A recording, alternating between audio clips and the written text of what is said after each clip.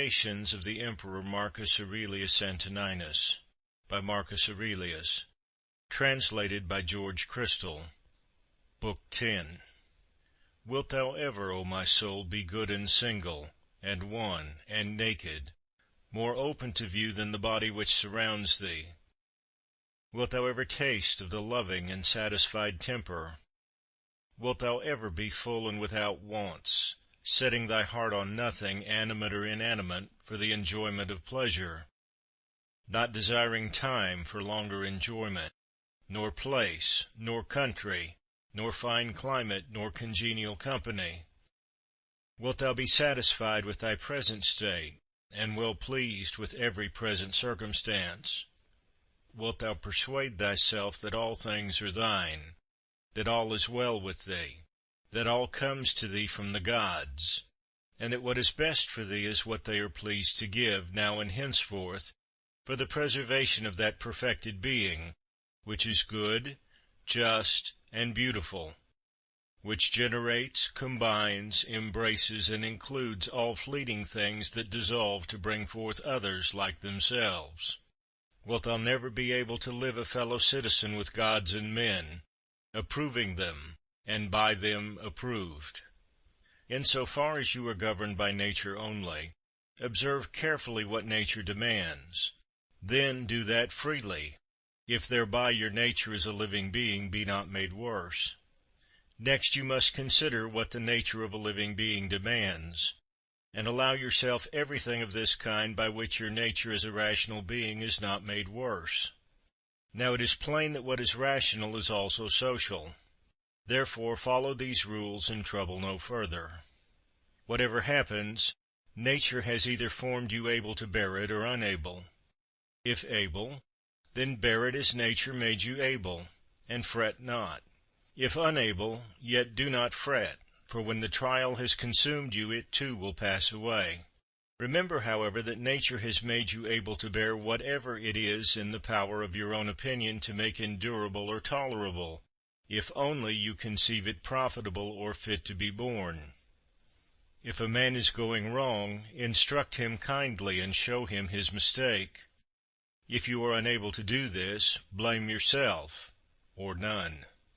Whatever happens to you is prearranged for you from all eternity, and the concatenation of causes had from eternity interwoven your existence with this contingency. Whether all be atoms, or there be a universal law of nature, let it be laid down first that I am a part of the whole which is governed by nature. Secondly, that I am associated with other parts like myself.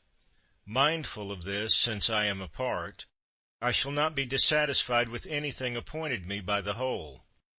For nothing is hurtful to the part which is profitable to the whole, since the whole contains nothing unprofitable to itself.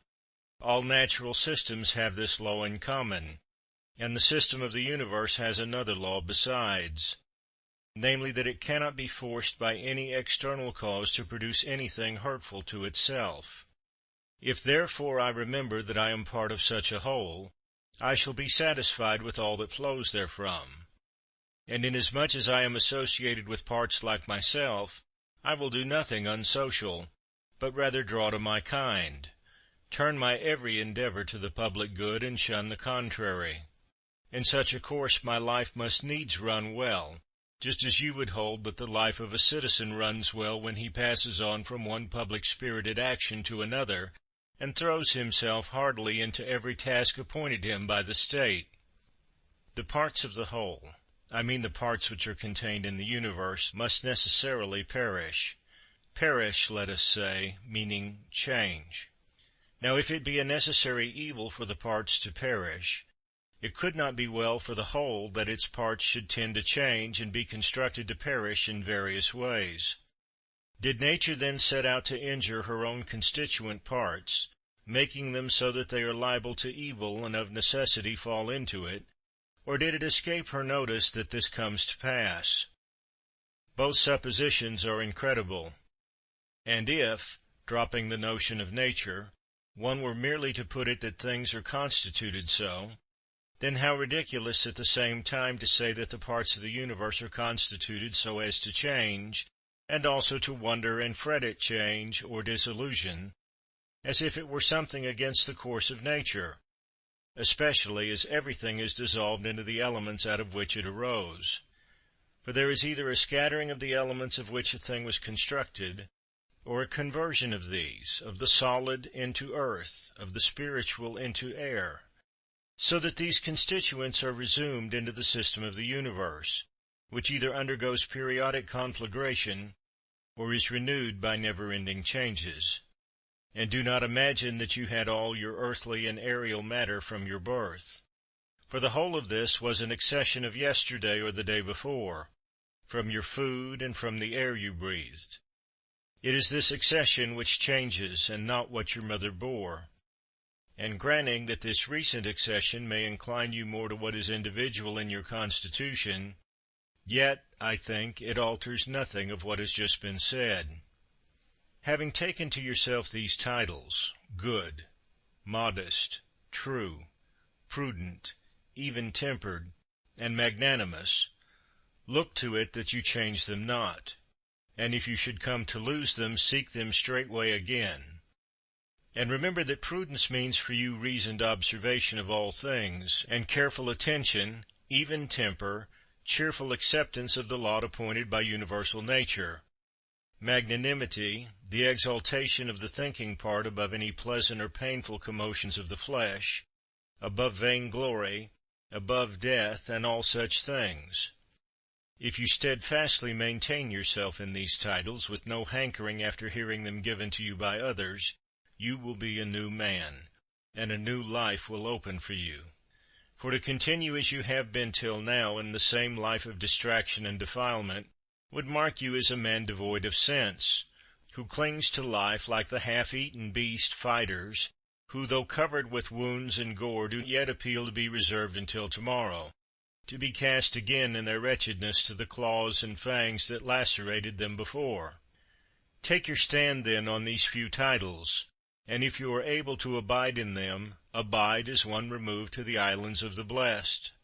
But if you perceive that you are falling away and cannot prevail, have the courage to retire into some corner where you may hope to prevail, or else depart from life altogether, not in anger, but in all simplicity, freedom, and modesty, having done at least one thing in life well by so leaving it. Now it will greatly help you to be mindful of your titles if you will recollect that the gods desire not adulation, but that reasoning beings should grow in likeness to themselves. And further, that a fig tree is set to bear figs, a dog to hunt, a bee to gather honey, and a man to do a man's work. Mimes, war, panic, sloth, servility will wipe out the sacred maxims which you have gathered by observing nature and stored in your mind. You ought to look and act in every case so that not only shall the task before you be accomplished, but also your theoretic faculty exercised, and the self-confidence which springs from special knowledge preserved without ostentation or affected concealment. Will you ever attain to simplicity, to dignity, to a perfect discrimination in every case as to what a thing really is, what its true place in the universe, what the time it may endure, what its composition, to whom it may belong, and who can give and take it away? The spider exults when he has captured a fly. One man because he has taken a little hair, another because he has netted an anchovy, another because he has hunted down a wild boar or a bear, and another because he has conquered the Sarmatians. But are they not brigands all, if you look to their principles? Acquire a method of perceiving how all things change into one another. Pursue this branch of philosophy, and continually exercise yourself therein. There is nothing so proper as this for cultivating greatness of mind. He who does so has already put off the body, and, having realized how soon he must depart from among men and leave all earthly things behind him, he resigns himself entirely to justice in all his own actions, and to the law of the universe in everything else which happens. As for what any one may say or think of him, or do against him, he gives it not a thought, but contents himself with these two things: to do justly what he has in hand, and to love the lot appointed for him. Such a man is thrown off all hurry and bustle, and has no other will but this, to keep the straight path according to the law, and to follow God, whose path is ever straight. What need for suspicion when it is open for you to consider what ought to be done? If you see your way, proceed in it calmly, inflexibly. If you do not see it, pause and consult the best advisers. If any other obstacle arise, proceed with prudent caution according to the means you have, keeping always close to what appears just. That is the best to which you can attain, and failure in that is the only proper miscarriage. He who in everything follows reason is always at leisure, yet ever ready for action, always cheerful, yet composed. As soon as you awake, ask yourself, will it be of consequence to you if what is just and good be done by some other man? It will not. Have you forgotten what manner of men in bed and at table are those who make such display in praise and blame of others? What they do, what they shun, and what they pursue? How they steal and how they rob, not with hands and feet, but with their most precious part, whereby, if a man will, he may gain faith, modesty, truth, law, a good directing spirit. To nature, which gives and again resumes all things, the well-instructed modest man will say, give what thou wilt, take again what thou wilt. And this he says not with ostentation, but out of pure obedience and good will to nature. What remains to you of this life is little. Live as on a mountain, for it makes no difference whether we live here or there, provided we live like citizens everywhere in the world. Let men see and know you as a man indeed, living according to nature. If they cannot endure you, let them slay you. It is better so than to live as they live. Discourse no more of what a good man should be, but be one. Constantly imagine all time and all existence, and think that every individual thing is in substance a fig seed, and in time the turn of an augur. Consider each of the things around you as already dissolving, in a state of change, and as it were corrupting and being dissipated, or as one and all formed by nature to die. What sort of men are they when they are eating, sleeping, procreating, easing nature, and the like? Then see them lording it over their fellows, puffed up with pride, angry, or issuing judgments from on high. To how many were they slaves but lately? And why? And in what case will they shortly be? That is for the advantage of every man which is brought by universal nature, and for his advantage at the very time at which she brings it. Earth loves the rain, and the majestic ether loves. The universe loves to bring about whatever is coming to be. I then will say to the universe, what thou lovest I love. Is it not a common saying that so and so loves to happen? Either you are living here your accustomed life, or you are going abroad, and that at your own will, or you are dying, and your public office is discharged. Now besides these there is nothing. Be therefore of good courage. Keep this ever clear before you, that a country retreat is just like any other place. All things here go the same as on a mountain top, or on the sea beach, or where you will. You may always find that life of the wise man who in Platonic phrase makes the city wall serve him for a shepherd's fold on the mountains. What is my soul to me? What am I making of it, and to what purpose am I now using it? Is it void of understanding? Is it loosened and rent from the great community? Is it glued to and mingled with the flesh, so as to follow each fleshly motion? Whoever flies from his master is a runaway. Our master is the law, and the lawbreaker is a runaway. And so is he also who through grief or anger or fear will not acquiesce in something that has happened, is happening, or will happen, in the course of things predestined by the all-ruling power which is the law, laying down for every man what is proper for him. He then who is afraid or grieved or angry is a runaway. He who has cast seed into the womb departs. Another cause takes and works upon it and completes the child. How wonderful the result from such a beginning!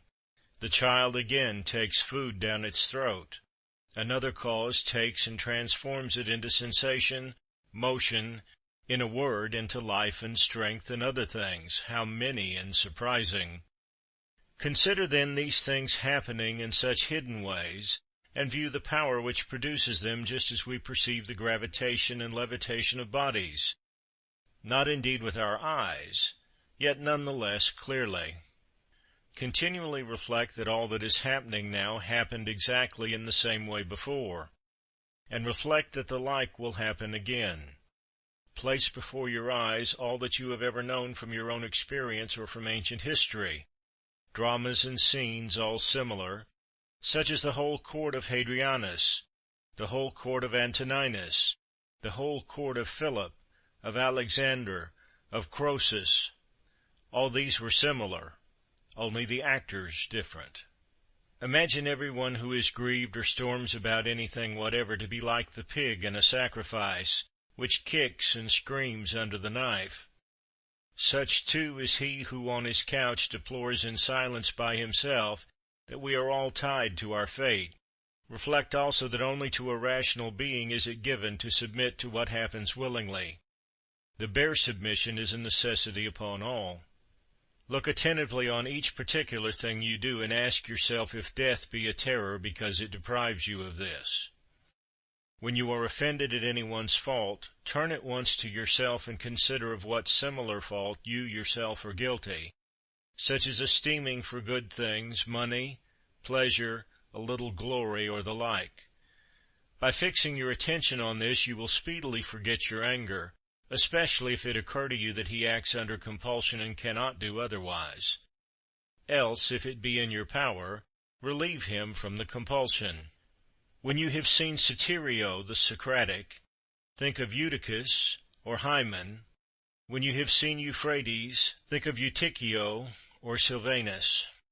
When Alciphron comes before you, think of Tropiophorus, and when Xenophon, think of Crito or Severus. When you look upon yourself, think of any of the Caesars, and with every man likewise. Then let this occur to you: where now are these? Nowhere, or who can tell? For thus you will see all human things to be smoke and nothingness, especially if you call to mind that what has once been changed will never exist again through all the infinity of time. Why then this concern? And why does it not suffice you to live out your short span in well-ordered wise? What material, what a subject for philosophy you are shunning! For what are all earthly things but exercises for the rational power, when it has viewed all things that occur in life accurately and in their natural order? Abide, then, until you have assimilated all these things, as a strong stomach assimilates every variety of food, as a bright fire turns whatever you throw upon it into flame and radiance. Let no man have it in his power to say with truth of you that you are not a man of simplicity, candor, and goodness, but let him prove to be mistaken who holds any such opinion of you. This is quite in your power, for who shall hinder you from being good and single-hearted? Only do you determine to live no longer if you cannot be such a man, for neither does reason require in that case that you should. In the present matter, what is the soundest that can be done or said? For whatever that may be, you are at liberty to do or say it. Make no excuses as if hindered. You will never cease from groaning until your disposition is such that what luxury is to men of pleasure, that to you is doing what is suitable to the constitution of man on every occasion that is thrown or falls in your way. You should regard as enjoyment everything which you are at liberty to do in accordance with your own proper nature, and this liberty you have everywhere. Now to the cylinder it is not given to move everywhere with its proper motion, nor to water, nor to fire, nor to any other thing that is governed by a natural law only, or by a soul irrational. For there are many circumstances which constrain and stop them. But intelligent reason can pursue, through every obstacle, the course for which it was created, and which it wills to follow. Set before your eyes this ease with which reason makes its way through all obstacles, as fire goes upwards, a stone downwards, or a cylinder down a slope, and seek for nothing further. The rest of man's difficulties are merely of the body, the lifeless part of him, or else they are such as cannot crush or in any way injure him save through opinion or the surrender of reason itself. Otherwise he who suffered by them would himself straightway become evil. In the case of all other organisms, when mishap befalls, the sufferer is thereby rendered worse. But in this respect it may be said that a man becomes better and more praiseworthy by rightly using his circumstances. In fine, remember that nothing which hurts not the city hurts the man, who is by nature a citizen, nor does that hurt the city which hurts not the law. Now none of the things called misfortunes can hurt the law. Accordingly, what hurts not the law can hurt neither city nor citizen. To the man who is penetrated with true principles, the shortest, the most common hint is a sufficient memorial to keep him free of sorrow and fear, such as, "Some leaves the winds blow down. The fruitful wood breeds more meanwhile, which in springtide appear. Of men thus ends one race, while one is born." Your children are leaves, leaves, too, the creatures who confidently cry aloud and deal out eulogy, or it may be curses, or who carp and jeer in secret. Leaves likewise are they who transmit our fame to posterity. All these in springtide appear, then the wind shakes them down, and the forest grows more to take their places. Shortness of life is common to all things, yet you shun and pursue them as though they were to have no ending. But a little and you will fall asleep, and anon others shall mourn for him who carried your bier. The healthy eye ought to look on everything visible, and not to say, "I want green," like an eye that is diseased. Sound hearing or sense of smell ought to be ready for all that can be heard or smelt, and the healthy stomach should be equally disposed for all sorts of food, as a mill for all that it was built to grind. So also the healthy mind should be ready for all things that happen. That mind which says, "Let my children be spared, and let men applaud my every action," is as an eye which begs for green, or as teeth which require soft food. There is no man so happily fated but that, when he is dying, some bystander will rejoice at the doom which is coming upon him. Were he a virtuous and wise man, will not some one at the last say within himself, "At last I shall breathe freely, unoppressed by this pedagogue"? He was not indeed hard on any of us, but I always felt that he tacitly condemned us. This they would say of a good man. But in my own case, how many more reasons are there why a multitude would rejoice to be rid of me? You will reflect on this when dying, and depart with the less regret when you consider, I am leaving a life from which my very partners, for whom I toiled and prayed and planned, are wishing me to be gone, hoping it may be to gain some additional advantage from my departure. Why then should one strive for a longer sojourn here? Yet let not your parting with them be less pleasant on this account.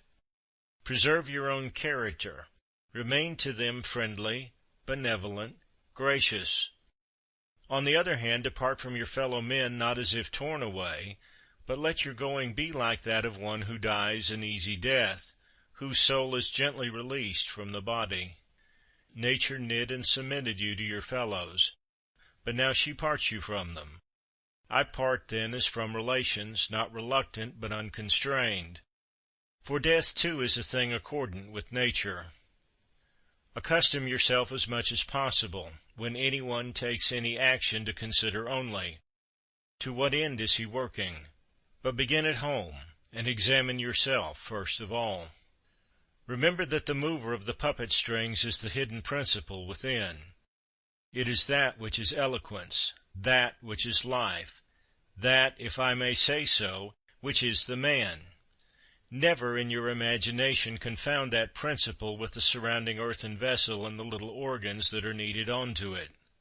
Excepting that they grow upon us, they are like the carpenter's axe, since without the moving and restraining principle, none of these parts in itself is of any greater service than the shuttle to the weaver, the pen to the writer, or the whip to the charioteer.